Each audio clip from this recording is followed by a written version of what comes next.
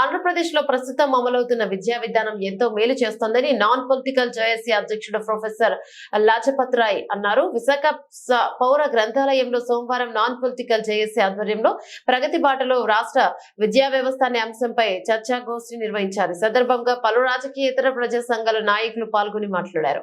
YCP ప్రభుత్వం అధికారంలోకి వచ్చిన తర్వాత పాఠశాలల మార్పు ఇతర అంశాలపై సుదీర్ఘంగా చర్చించారు. అందరికీ సమాన విద్యా అవకాశాలు కల్పించాలనే ఉద్దేశంతో సీఎం జగన్ అన్ని వసతులు కల్పిస్తున్నారని ఆయన పేర్కొన్నారు.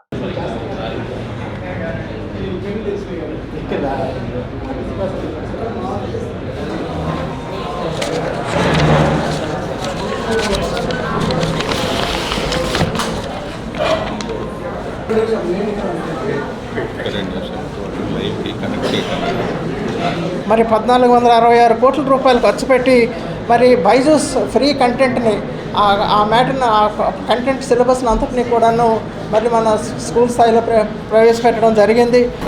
రాష్ట్రంలో మన రాష్ట్ర ప్రభుత్వం ఆధ్వర్యంలో మరి విద్యా వ్యవస్థకు సంబంధించి అనేక రకాలైనటువంటి కార్యక్రమాలు రాష్ట్రాన్ని ప్రగతి బాటలో నడిపించడానికి గౌరవ ముఖ్యమంత్రి గారు శ్రీ జగన్మోహన్ రెడ్డి గారు మరి భారతదేశంలో ఎక్కడ ఇతర రాష్ట్రాల్లో లేని విధంగా ప్రత్యేకమైనటువంటి దృష్టిని మన రాష్ట్రంలో విద్యా వ్యవస్థ మీద పెట్టడం జరిగింది.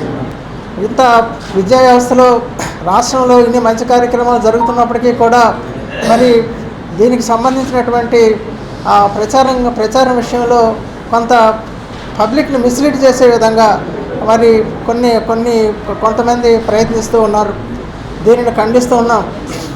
రాష్ట్రంలో విద్యా వ్యవస్థకు సంబంధించి ముఖ్యమంత్రి గారు తీసుకున్న ప్రతి నిర్ణయం కూడా ఇది రాజకీయాలకు అతీతంగా ఏ వ్యక్తి ఆలోచించినా కూడా ఇది మన రాష్ట్ర భవిష్యత్తుకి, రాష్ట్రంలో ఉన్నటువంటి ప్రజల తాలూకా అభ్యున్నతికి, భవిష్యత్తులో మన విద్యార్థుల తాలూకా ప్రపంచవ్యాప్తంగా ఉన్నటువంటి అనేక అవకాశాలు చేజిక్కించుకోవడానికి అవకాశం ఉన్నటువంటి ఒక గొప్ప విద్యా వ్యవస్థని, ఒక గొప్ప ఇన్ఫ్రాస్ట్రక్చర్ని, ఒక నైపుణ్యవంతమైనటువంటి మన ఆంధ్రప్రదేశ్ని తయారు చేయడానికి ముఖ్యమంత్రి గారు చేస్తున్నటువంటి ప్రయత్నాలు మనం ఏ విధంగా మరి ఇది ప్రజలకు తెలియజేయాలి.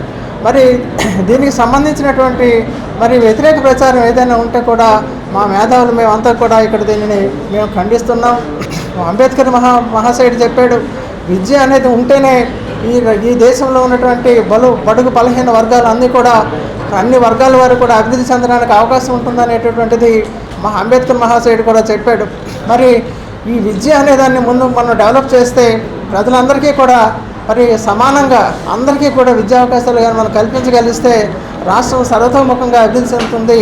ఇన్నాళ్ళుగా ఏదైతే మనం వెనుకబడితనం అని అనుకుంటున్నామో ఆ వెనుకబడితనాన్ని పారద్రోలడానికి విద్య అనేటువంటి ఆయుధాన్ని ముఖ్యమంత్రి గారు ప్రధానంగా మరి ఈరోజు ఆయన దాన్ని ఒక ఆయుధంగా స్వీకరించారు, దాన్ని ఉపయోగిస్తున్నారు.